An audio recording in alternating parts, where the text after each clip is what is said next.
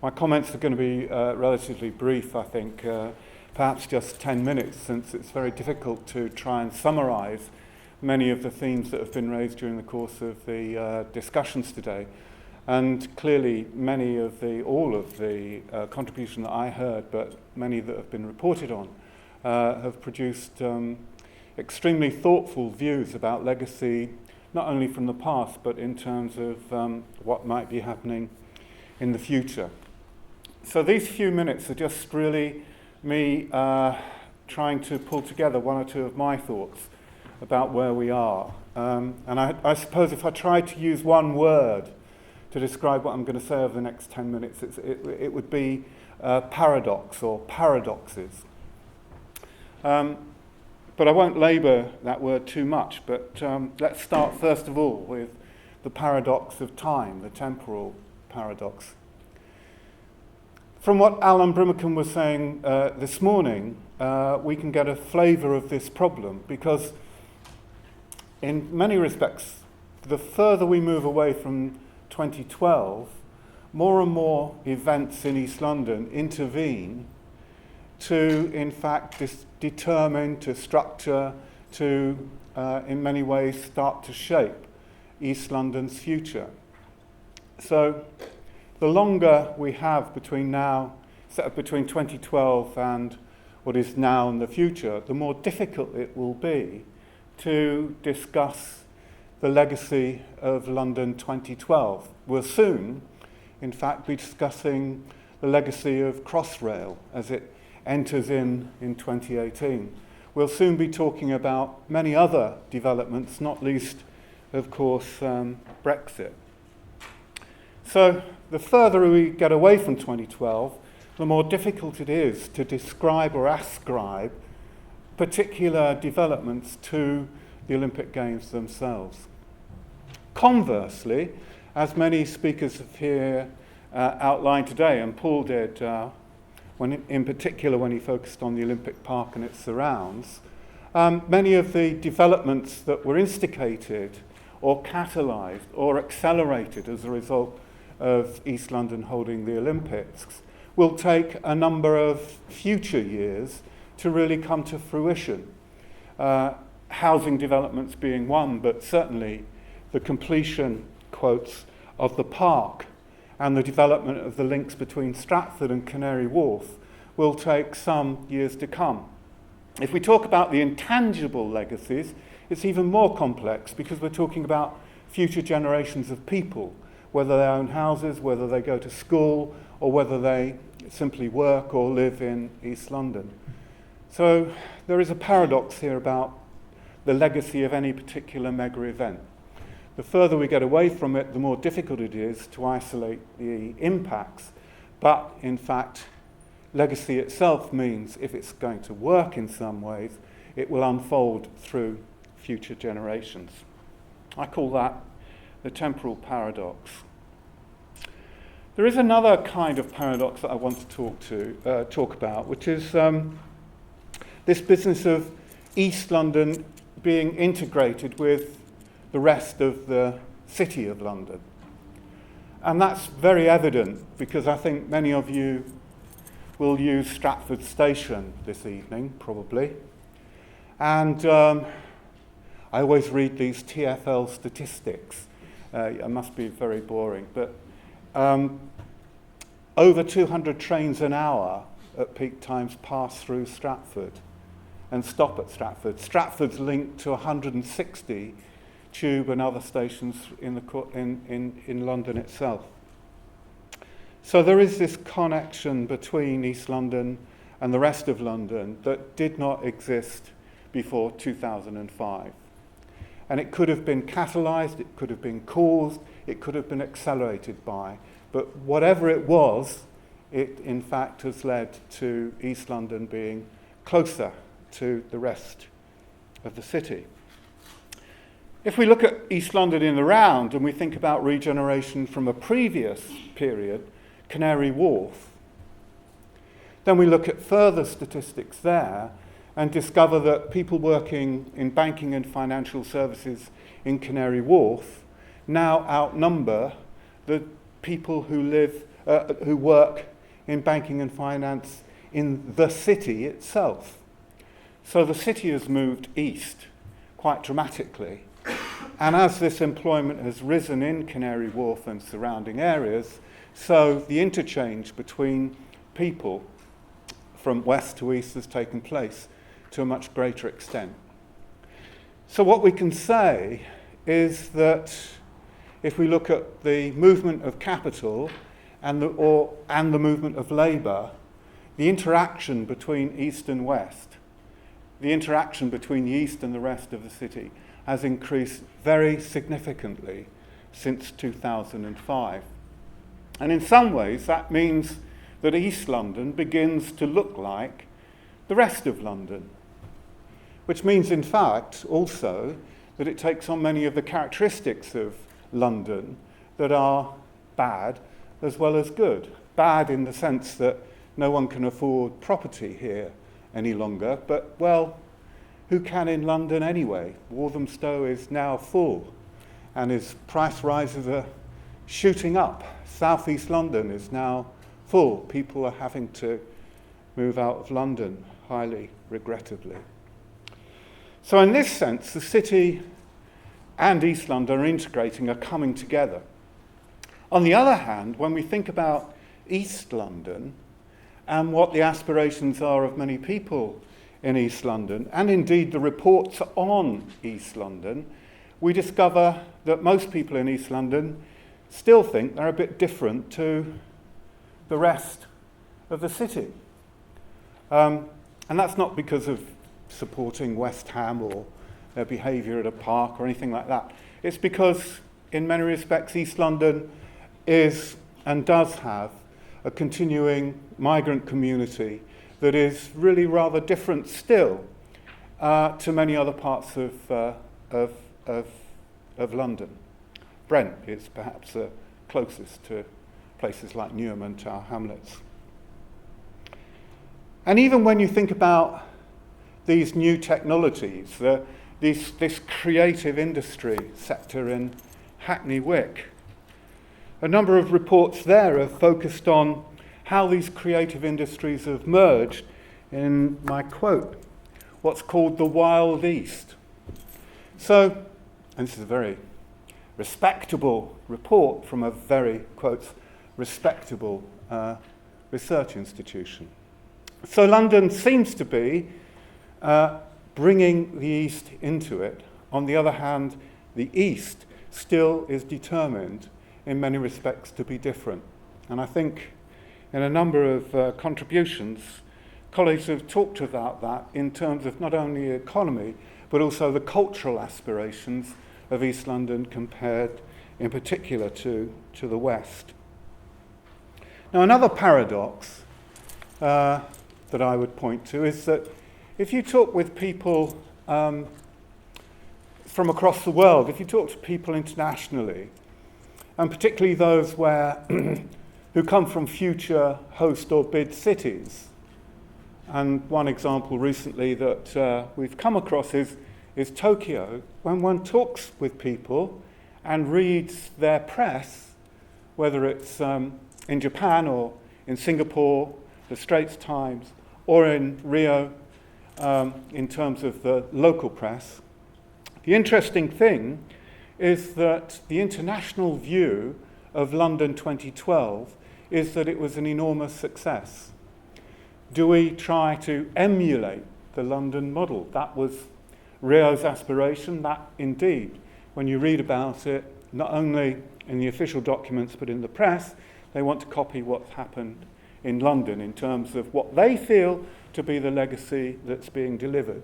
Now the paradox, of course, is that everyone loves it. The further you are away from it, the closer you are to it, the more people say, well, in fact, hang on a minute, there's lots of things that we haven't quite got right here, or there's lots of criticisms that will be presented by not only researchers, but in particular the authoritative voices of East London people themselves.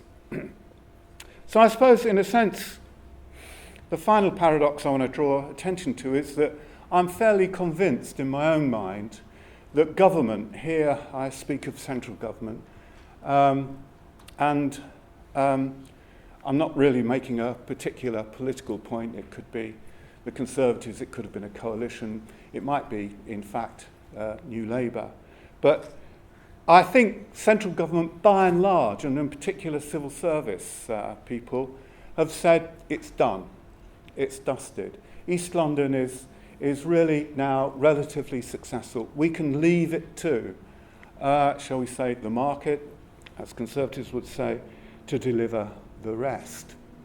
But I think the paradox is that this sort of day reveals that, in fact, you can't do that in the context of East London, and you can't do that for a whole variety of reasons, many of which have been raised during the course of today's events.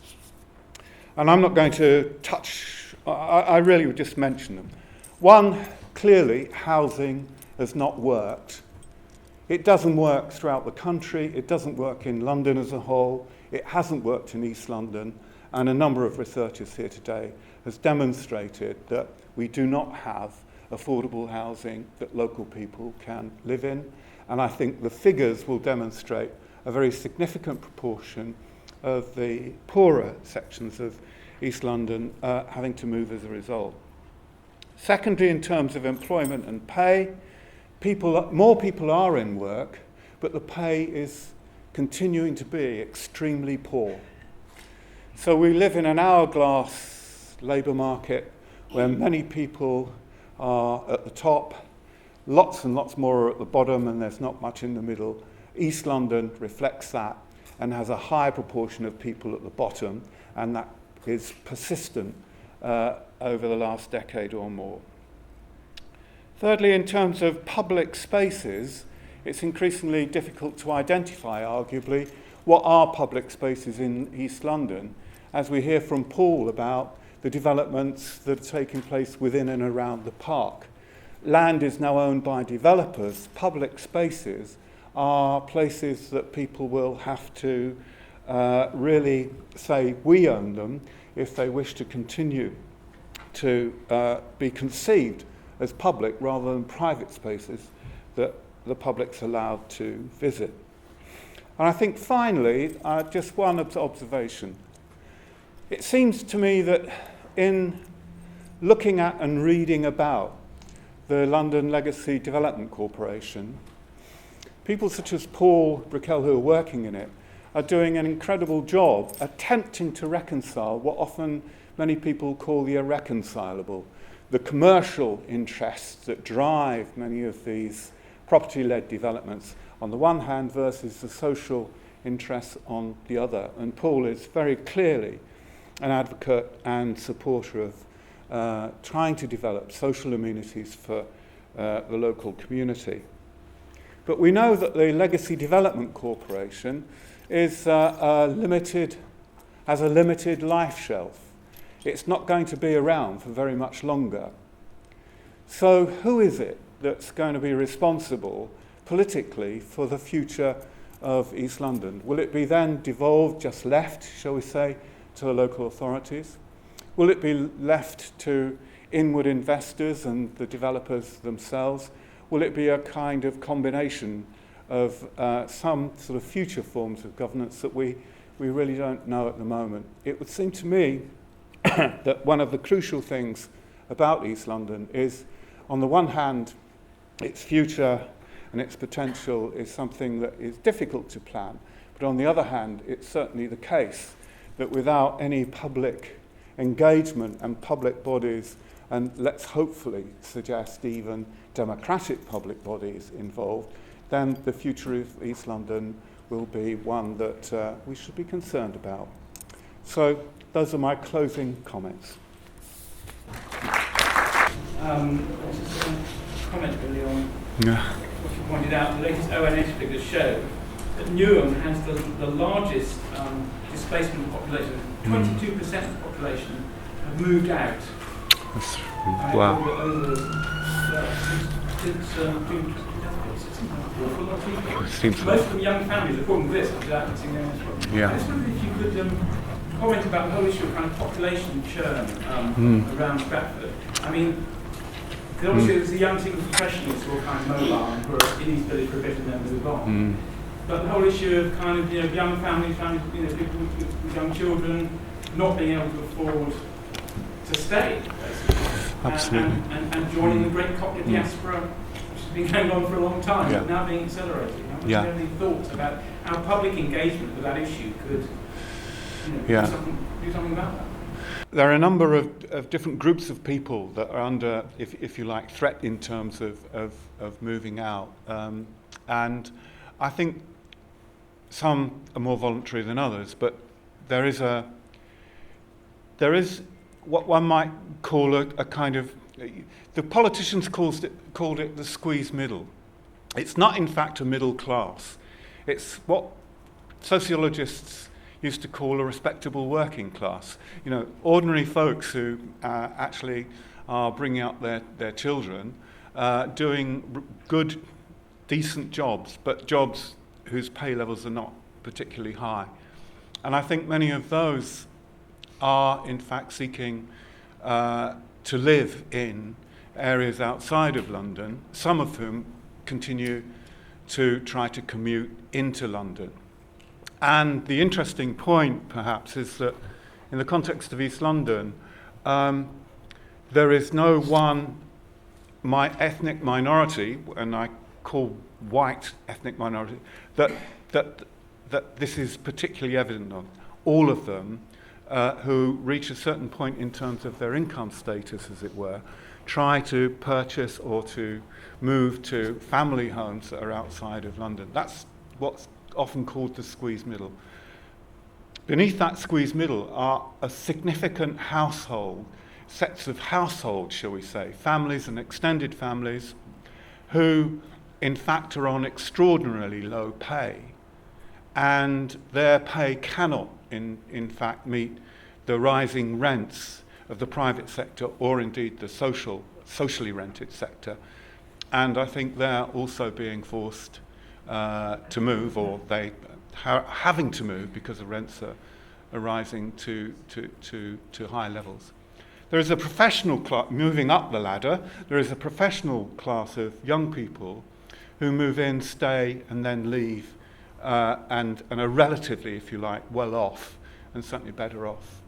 But then when you look at this in the context of the UK as a whole, everyone needs to move to London to get a job these days. So there is an effect here that tells us rather a lot about some of the ailments, shall we say, of the national economy as a whole, not just the economy of East London or the centre. Very clear, and again, if you look at the homelessness data, it's clear that it's not just affecting BME groups, but disproportionately affects BME groups. So what we're having at the bottom is essentially a process of ethnic cleansing, whereby poorer BME groups are being pushed out of East London. The census shows, again, if you look at Hackney 2001 to 2010, 11, it's a much whiter borough. And I think that's what's going to happen in many cases in East London, as poorer BME groups are pushed out.